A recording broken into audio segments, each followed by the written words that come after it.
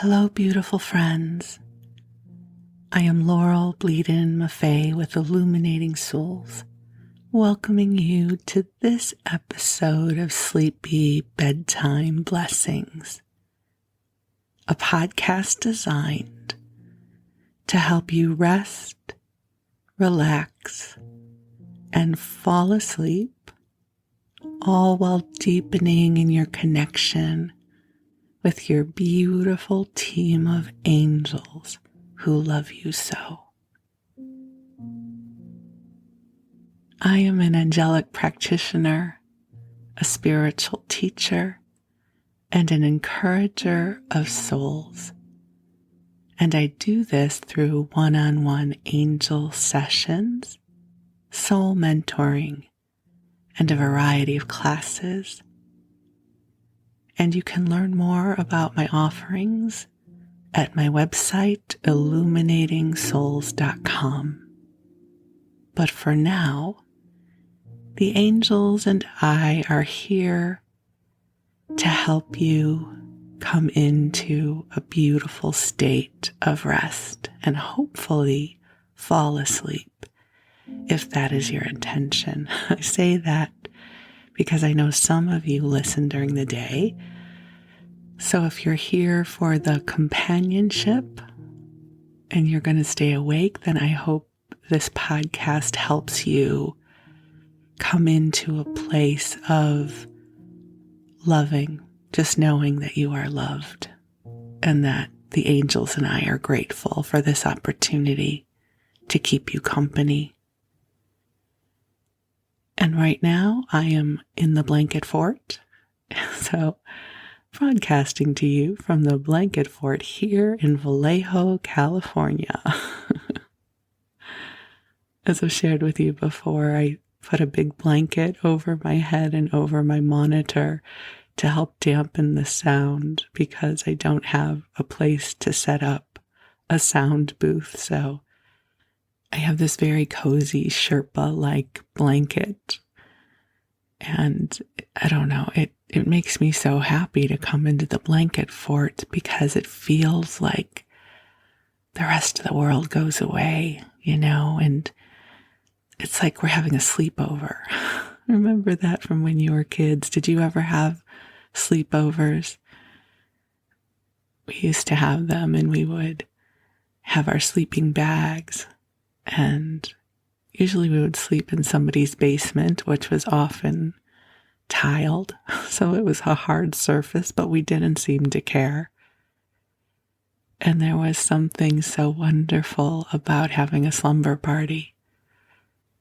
And we could tell stories and talk, and you'd have to kind of whisper in low voices because you didn't want to keep the parents awake.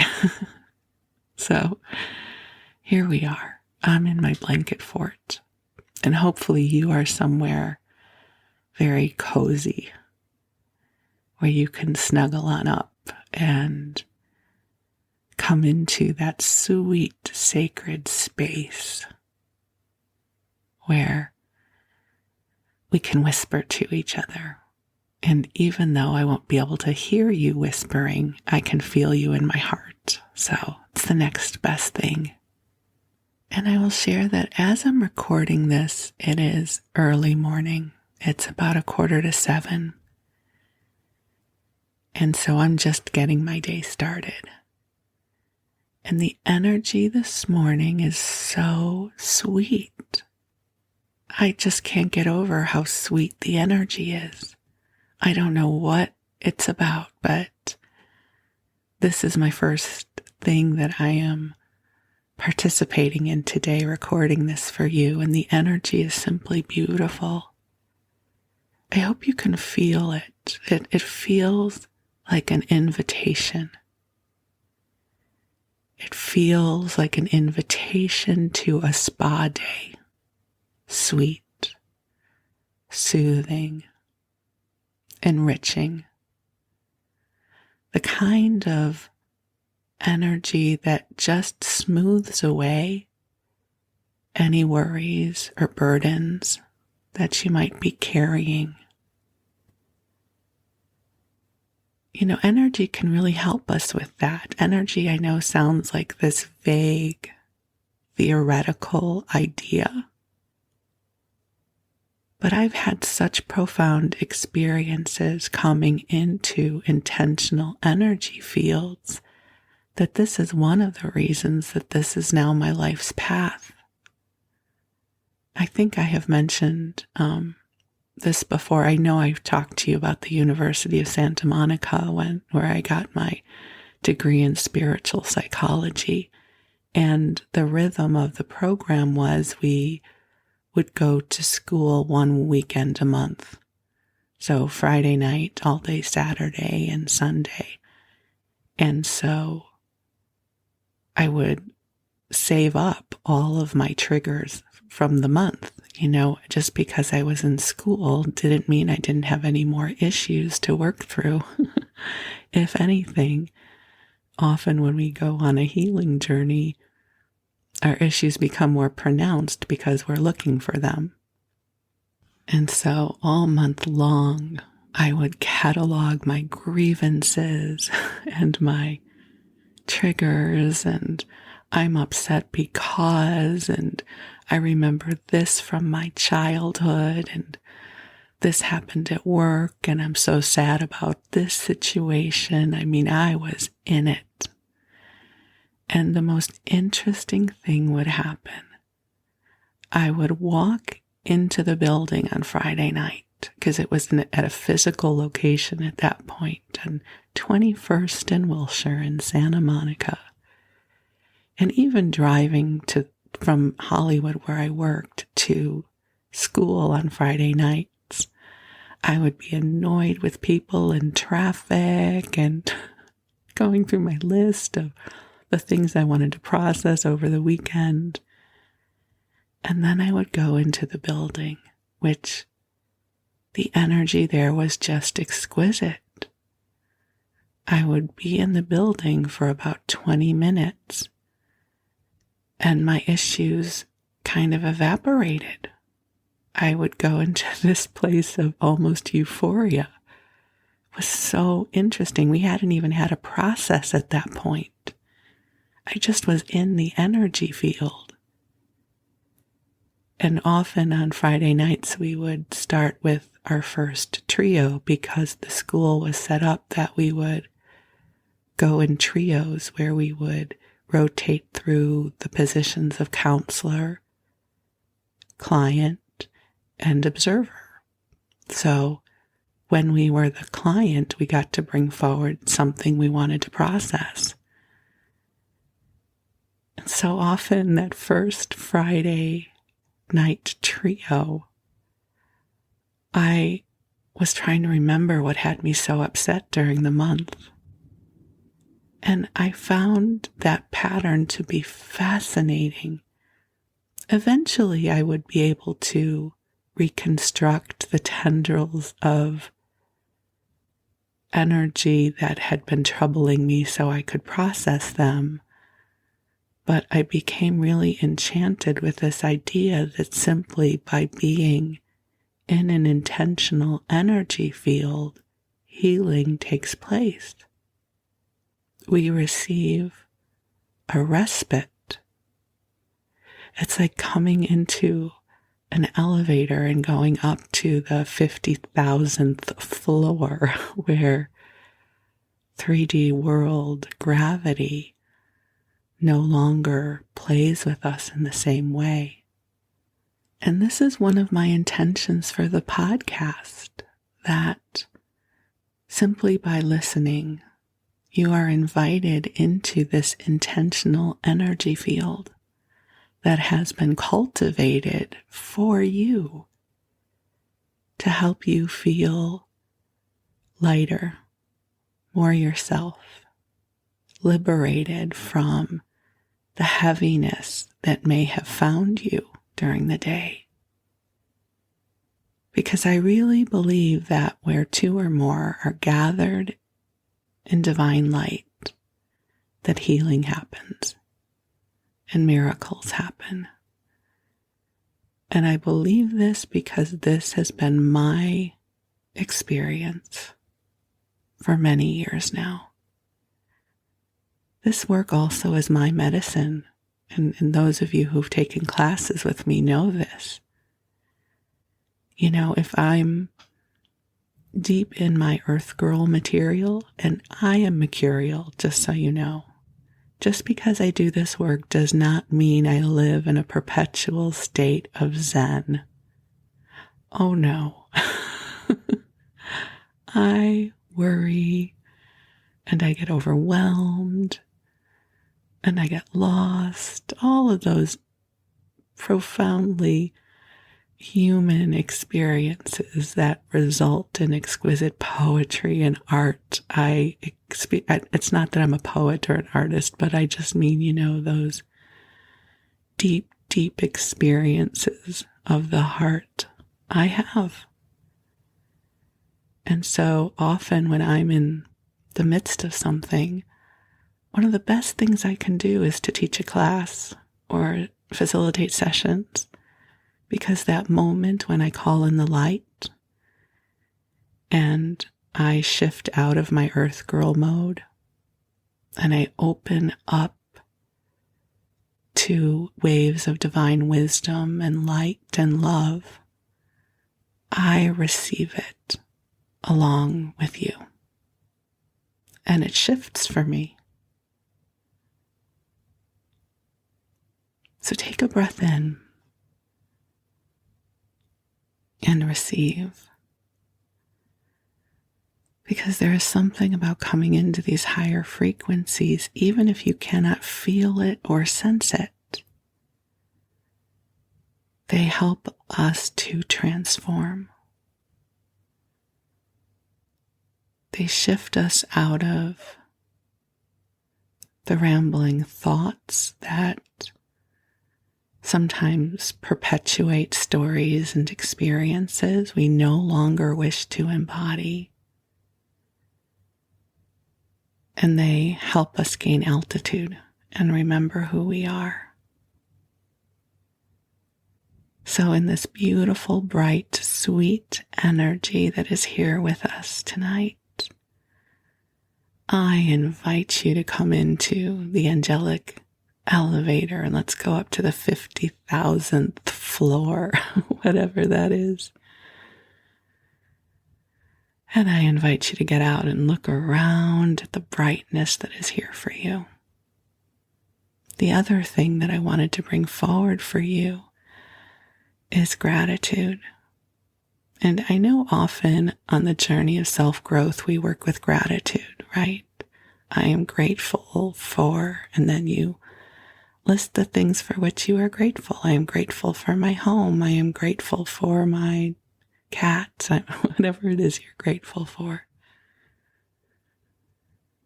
But I want to put a spin on that. Let me reframe that. The angels want to put a spin on this right now. Truly, it is from them. They want you to experience the gratitude that they have for you. And they say thank you for the gift of your life. Thank you for the experiences that you are having here on the planet. Thank you for making it through another day. Thank you for the acts of kindness that you seed into this world. They say thank you for your empathy, for holding for others in your heart, for feeling so deeply. Thank you for your tears, and thank you for your laughter. Thank you for living another day here in this world. Thank you for your strength of heart and your tenderness, and feel the waves of gratitude that the angels have for you. You know, our lives are not sunshine and roses all the time. Hopefully they are sometimes, because, you know, there's ice cream in many flavors. And there are our companion animals, and there are sunsets, and there is summer fruit that is coming in season, right? There's laughing until our sides ache. We need more of that for sure.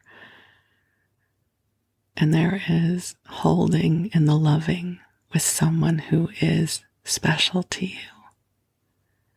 So there is sunshine and rainbows and unicorns in this life, but most days are ordinary, right? They just are, and we just are. And that is beautiful. It's beautiful. And you are beautiful.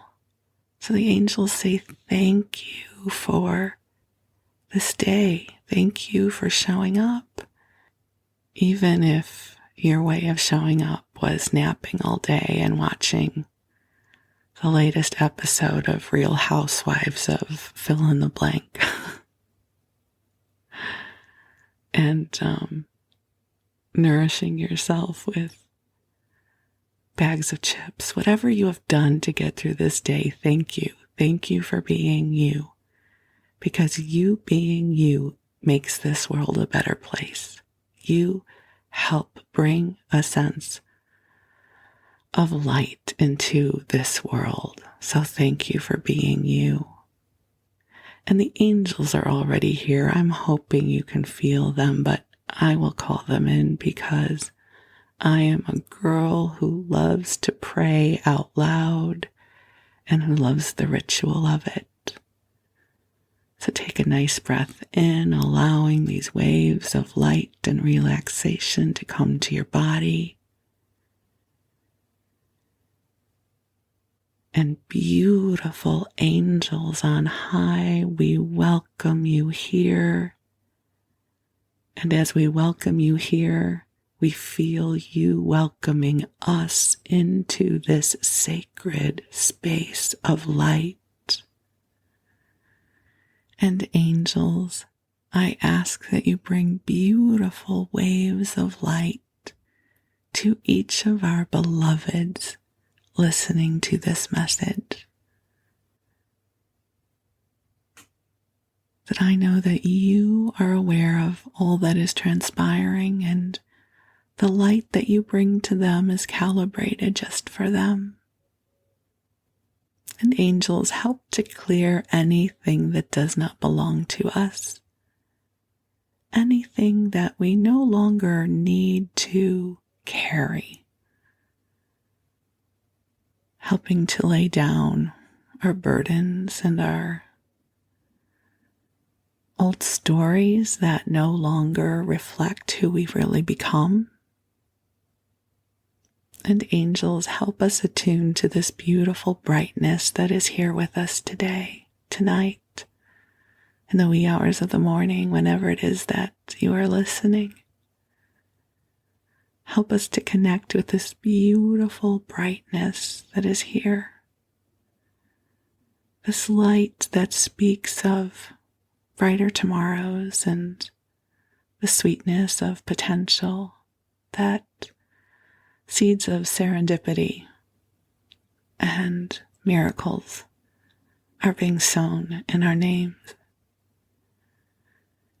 That there's a gorgeous tapestry of love being woven throughout our lifetime. And there are beautiful experiences still to come.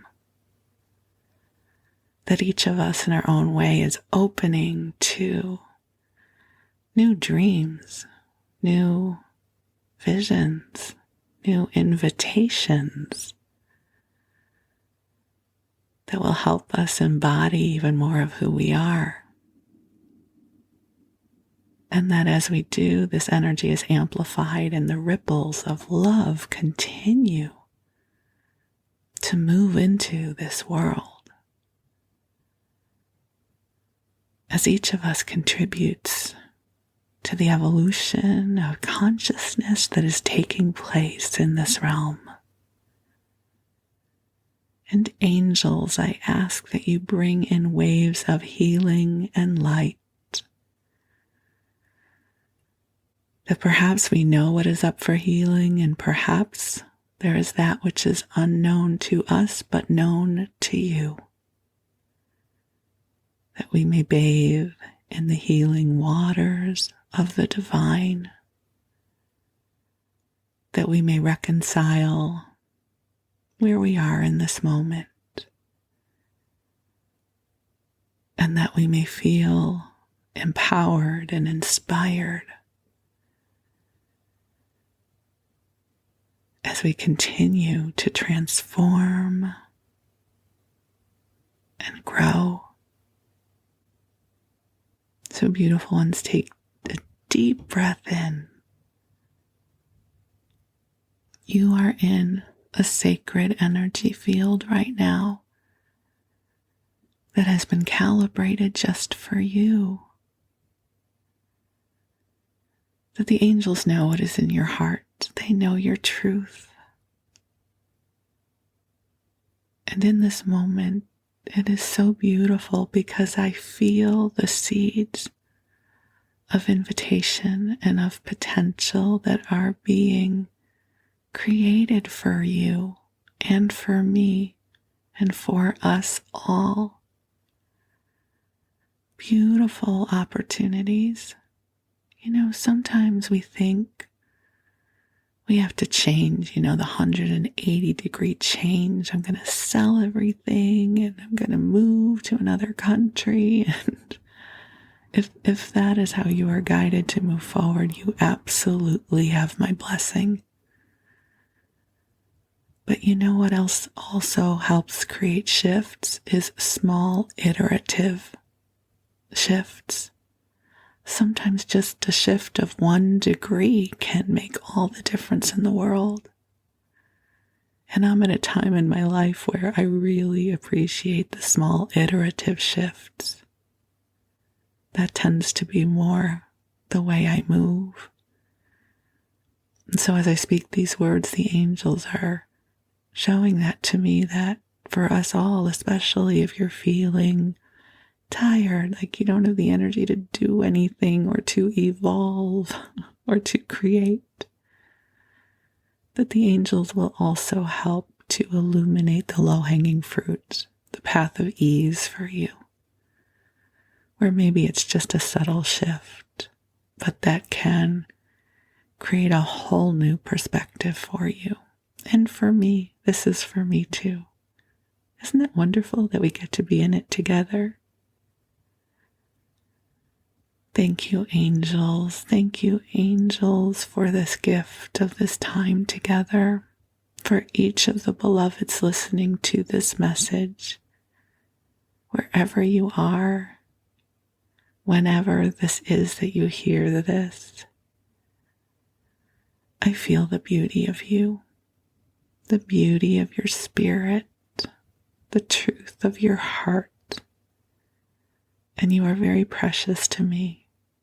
Thank you for being you. Thank you for this moment.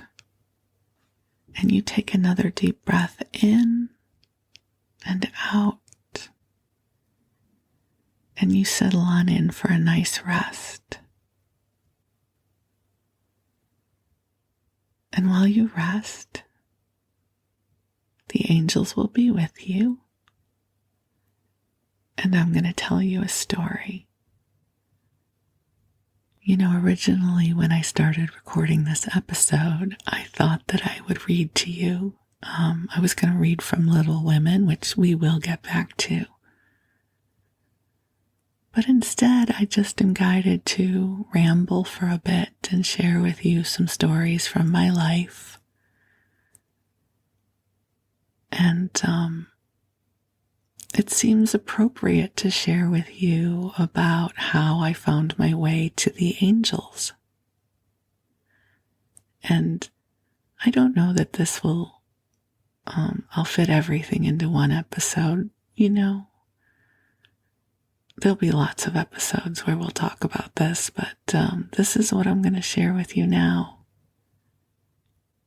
I've always been a girl with a bright imagination and daydreams. And for as long as I can remember, I have always imagined that there were beings or a realm where I was treated with kindness, and that was joyful. And often my fantasies and my daydreams were age appropriate, right, for wherever I was. This at the time did not feel like psychic experiences, so I'm not one of those people who saw angels since childhood. I don't want to give you that sense at all, but for instance, in kindergarten, I remembered daydreaming that there were fairies around and they could grant me wishes. And for some reason, they seemed to hover around the light in the bathroom at school. I don't know why. But that thought gave me comfort. So for as long as I can remember, I've always been able to disengage from 3D reality and also sort of in a parallel consciousness engage beyond whatever I was experiencing in my life at that moment. And that parallel experience always was one that brought me comfort. So that's the first part, but I would have never said that was the angels or that there was anything mystical about it. I kind of thought everybody did that. I never talked about it. It was private, and I was never embarrassed about it, or I just kind of figured that everybody did that. You read a book, and the book continued after the chapters were over. You went to a movie, and you got to continue the movie in your mind. You had an imaginary friend, and they kept you company on the bus on the way to school. You know, I just kind of figured that's how it worked for everyone, and it was never anything I ever felt guided to contemplate or talk about with anybody. It was my inner world. So that would be the first part I'll share with you. And I grew up Jewish, and this is not going to be any sort of explanation about Judaism, because I am not the person to do that. But I will say that every once in a while there's a mention of angels, not in the, Archangel Michael with the big wings kind of way, but just this idea that perhaps there were benevolent messengers of God that existed. But I didn't necessarily feel any calling to them. It just was a part of, the myth of religion. I think the first time I had an awareness of that angels could be this kind of joyful, bright thought was in the 90s sometime when I read my first Sark book. I don't know how many of you have read her books. It's Sark, that stands for Susan Ariel Rainbow Kennedy. And she's written such wonderful books, including Succulent Wild Woman, which just, I think this week is coming out with its 25th anniversary edition. And some in her books are whimsical and deep and wonderful, and every single one of her books I received something from. And in a huge way, her books were part of what gave me permission to become who I am, because she so boldly mirrored what it is to live an authentic, creative life. And in her books, every once in a while, it's not that they're about angels, but in addition to many of the other whimsical things she talks about, she would say, and angels are all around you, or something, some reference to angels, and then she would have a drawing of an angel. And I thought, that is a lovely thought. it. I didn't experience it as goosebumps or chills or she's speaking the truth. I just thought, that's lovely. I love the idea of angels being all around us, helping us on our path. And I kind of metabolized it like I did many of the things that she writes about. Like, I love that idea that I can write in a journal. I love the idea that I can be inspired. I love the idea that angels are all around us. And so that was one of my first awarenesses of contemplating angels as an archetype or beings or imagined or real who could help us on our path. I just, something about that felt whimsical and magical and joyful. So for instance, she writes, "You are an angel." This is from her. She has a wonderful card deck that used to be in print called Juicy Living Cards. They're no longer available, but I went into my deck to find this card for you. So she writes, "Clusters of angels all along your path wherever you go. There are clusters of angels on a mission. These angels surround your soul wherever you go and whatever happens." And so her beautiful writings about many things about life also had these little snippets about angels. And I just thought, that is so lovely. Like, that's lovely. I want to be a person who believes that, you know, when you're introduced to a concept that just feels like a yes, like, okay, yeah, yes, angels, clusters of angels on my path. So that was one of my first experiences metabolizing the idea of angels, sort of opened the door to who I am now, but that planted a seed. And can I also just say, I highly encourage you to read her books. They're wonderful. And happy 25th anniversary to Succulent Wild Woman and Sark.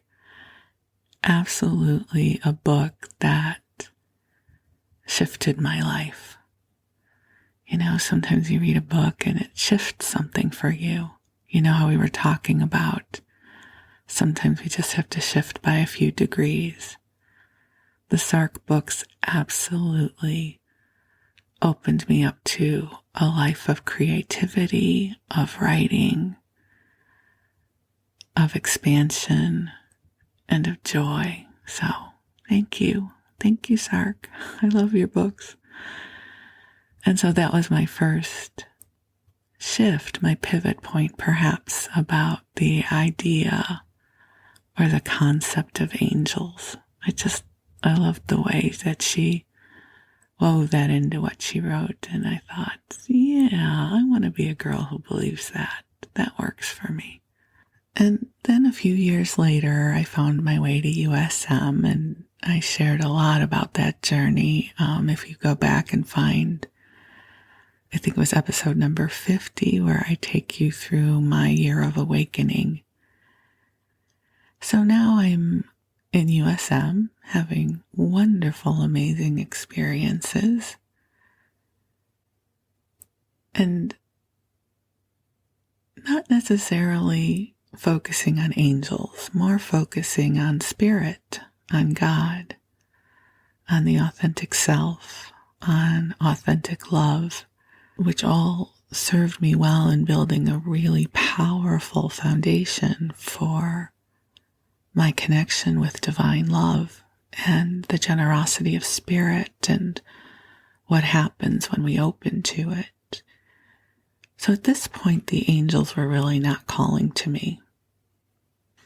In episode 50, I share with you how one of my longings was to open to my mystical gifts.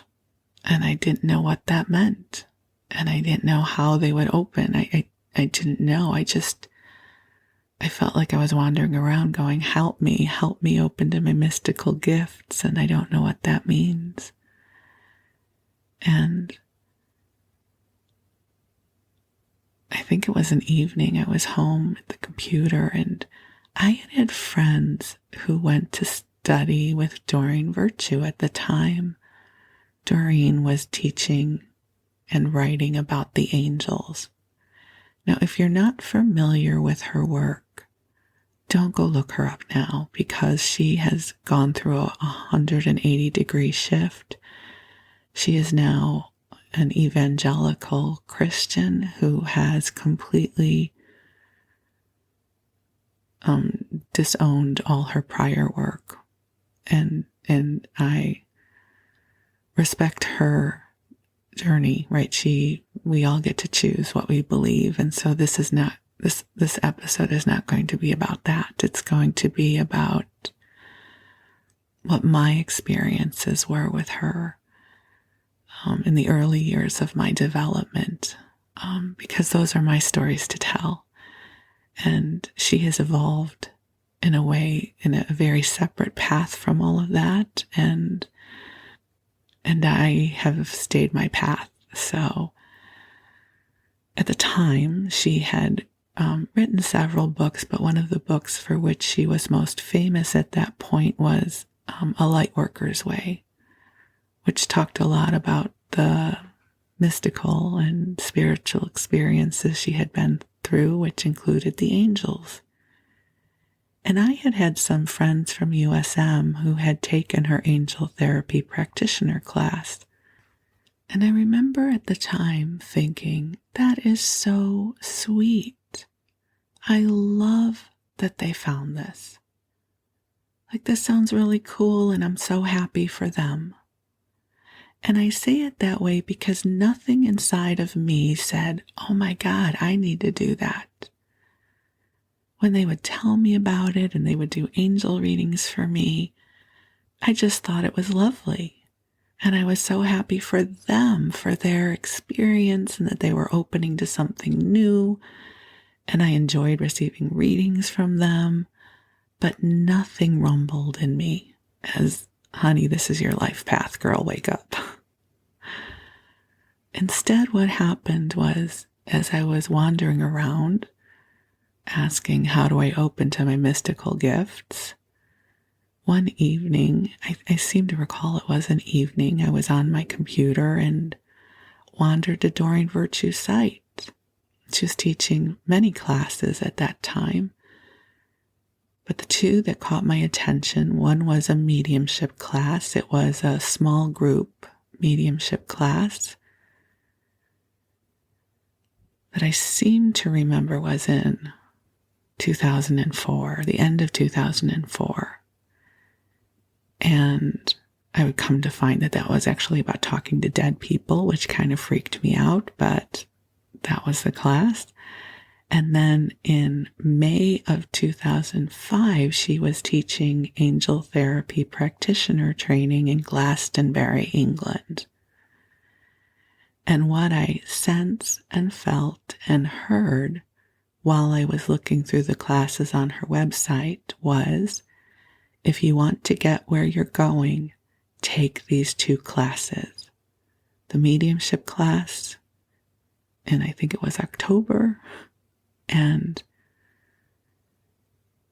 angel therapy practitioner training in Glastonbury. And don't whittle this down so it makes sense. Take these two classes. It was so clear. So I said, okay. I got out my credit card and I signed up for both of the classes, not really understanding where it would take me. So I'm pausing here because I'm trying to decide how much of this to share right now. Really, there's way more than an hour's worth of content here, so I'm going to sort of pick and choose a little bit. So I did the mediumship training with her and had some amazing experiences, which will be its own episode someday. And now we're getting ready for the angel therapy practitioner training in May in Glastonbury. Now, I had known about Glastonbury. I had a classmate at USM who traveled there all the time, and she worked with the goddess, and she had another priestess, I think, from Glastonbury come out to LA, and I had done a workshop with her at some point. So I don't know if the angel therapy practitioner training for me was more about the angels or more about Glastonbury, but I don't know that it really mattered.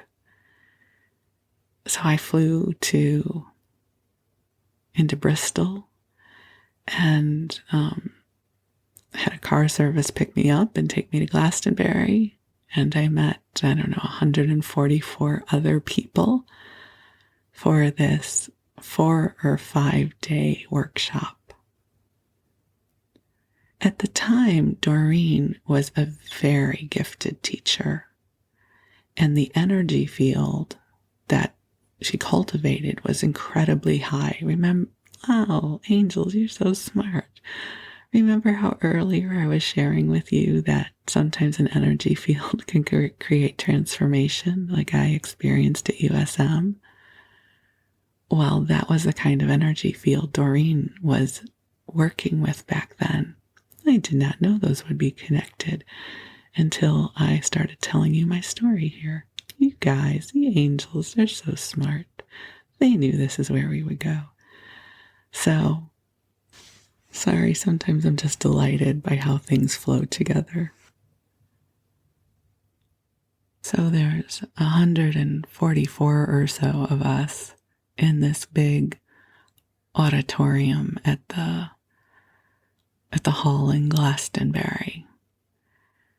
And for any of you who have ever done any sort of mystical or psychic training, it is not uncommon to be super nervous when you're in a room with other people, because typically what most of us think is everyone else in this room is super psychic and I'm not.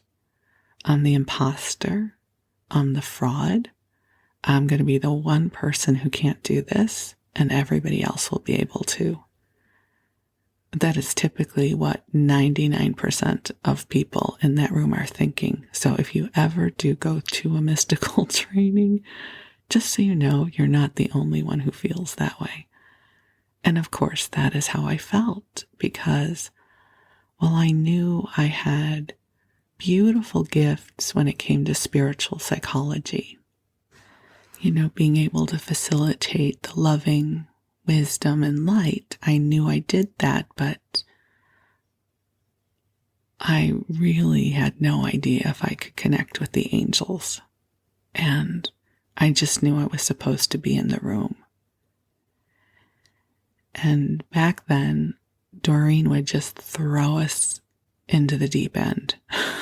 There was no easy build.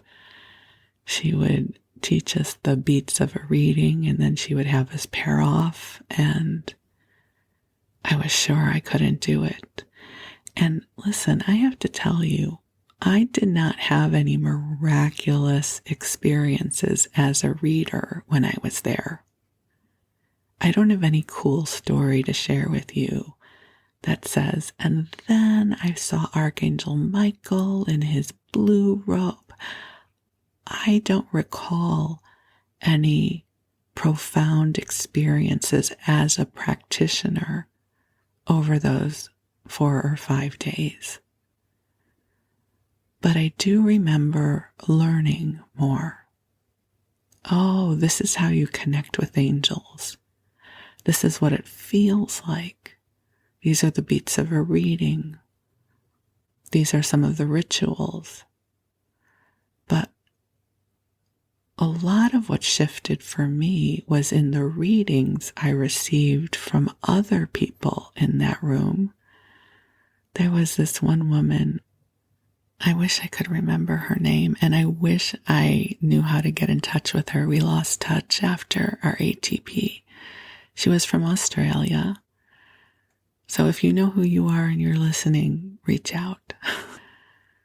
And she would get these visions in her readings and get these full body chills. And so we paired up and she gave me a reading, and this is what she told me. She said, This is who you are, and this is the work you're here to do.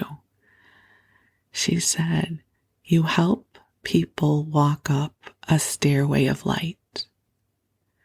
And then when they get to the top of the stairway, a big column of light comes in and illuminates them. And then they walk through their doorway.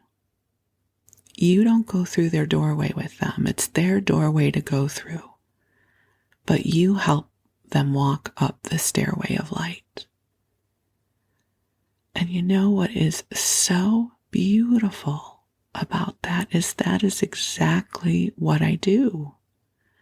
It's full on true. If any of you have worked with me for a period of time, you know that I help you walk up your stairway of light, not mine. I'm not training people to be Laurels in the world. I am here to help you open to who you are. But I'm a great guide, and I can help you walk up your stairway of light. And then you get your illumination and you walk through your doorway. It's your doorway to walk through. And I thought that was so beautiful. And part of that ATP training, we got to go to Stonehenge, which was really cool. And again, I did not have any big mystical experiences. I did not see, beings of light there. I just thought it was super cool to be there. And we went to Chalice Well, which again was amazing. I don't know, it's so interesting when I look back at my training. It's not as if I had these big, bold, mystical experiences, but it almost felt like I received an attunement. Something shifted for me. Our awakenings and our openings are not always bolts of lightning. Sometimes they're subtle. And at the time, she had a chat room. So this is before social media. She had a message board, as it'd be a better word for it. And anyone who had gone through her training would get to be on this message board. And the message board was wonderful back then. People were so supportive.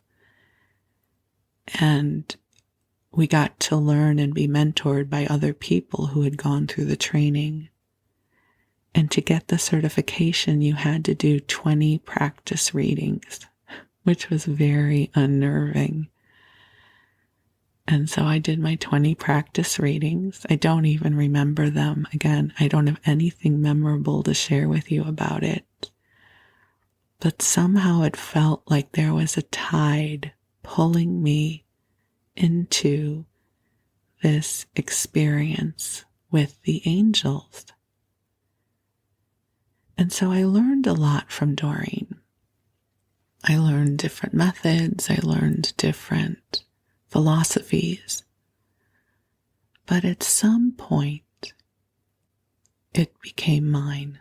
And this is, I think, what happens on our spiritual journeys. We have teachers and guides who open us up, but then it becomes our own. At least that's my favorite way of mentoring people. I am happy to teach you what I know. And then you have my full support in making it your own. And it began to seep in. I started doing practice sessions for people, which is a whole story for another day, but As my friend and coach at the time said, your practice sessions are not for you to get good at what you do. You're already really good. But they're for you to discover what a session with Laurel is going to be like. And what I discovered as I did my practice sessions is they became a blend of spiritual psychology that I had learned at USM and the angels that I had learned from Doreen. And it opened up an alchemy of the expression of my spiritual connection. And I discovered that this beautiful divine love that I had opened to at USM would be profoundly amplified and even more accessible as I worked with the angels. So when people have angel readings with me, they often will ask, who are my angels and what are their names and how many do I have? And I should tell you, I don't see in that way. I'm not saying there aren't other people who can and do, but my experience with the angels is much more Sark-like, right? Clusters of angels line your path. I feel them much more as a team, as a presence, as a sure thing, that I absolutely believe that every molecule of this universe has love, that the angels are here to bring us love. And as we learn to open to it, it becomes more present in our lives. I then would go to learn to channel, which again will be its own episode. I learned to channel. I took my first channeling class in 2007, but did not open to channel until it was 2008. And let me tell you, being able to directly channel from Josephus and the Wisdom Council and the angels, that just pumped things up even more. So that's how my journey with the angels started. The books from Sark. And I went through my USM experience and then went to Doreen. And it's like it metabolized in me. I love that word, metabolized, right? Because it speaks of some kind of alchemy, some kind of organic process that transforms. So my story isn't that I had this big aha, Archangel Michael at the foot of my bed saying, Laurel, Bleadon-Maffei, work with us now. Truthfully, that would have freaked me the heck out, so I'm glad that didn't happen. It was much more subtle, and it was the building of experiences. And it's like then one day it was there. It's a part of who I am. It's what I do. And I knew when I launched Illuminating Souls that it was going to be about the angels. So it's interesting. I'm thinking back to the timeline. I knew by March of 2005 that my destiny would include the angels, and I didn't do my angel therapy practitioner training until May. So interesting. I for some, I don't know how your past is for you. It sort of lives. For me, it lives in an abstract painting, and I have to go tease it out. So I guess I knew by that point that the angels were going to be my gig. I can't quite remember how I came to that, but I knew because in March of 2005, my friend and coach led me through a marketing exercise, which is when I gave voice to Illuminating Souls, or better put, Illuminating Souls gave voice to me, and the angels were absolutely a part of that. Huh. Okay, so somehow it all weaves together. It's all just a big abstract painting. If you think about the paintings of the Impressionists, right, there's dots of paint and it gives you the illusion of shape. That's how my past resides in my consciousness. It's not clear-cut timeline. It's impressionist. So that's kind of how I came to the angels. They found me, not in a big, bold stroke of color, but more like a slow build. Like there's love here.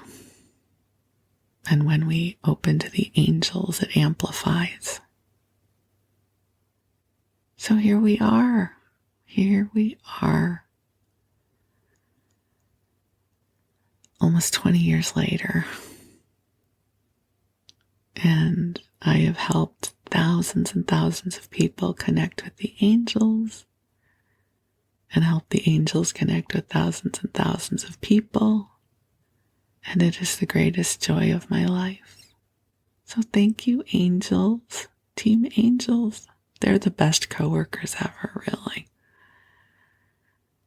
And thank you for letting me ramble my way through this part of my story and connect the dots. It's always interesting connecting the dots of our lives. We don't always see how things connect until we are sitting well on the other side of the river. But here we are. And I hope that you have been feeling the beautiful light flowing through and know that you are loved and you have angels. I believe this with my whole heart and soul. And your angels are going to be watching over you. They're going to take good care of you. So you, beloved one, are precious. And I am deeply grateful for you. So you take good care and we'll talk again soon. Thank you.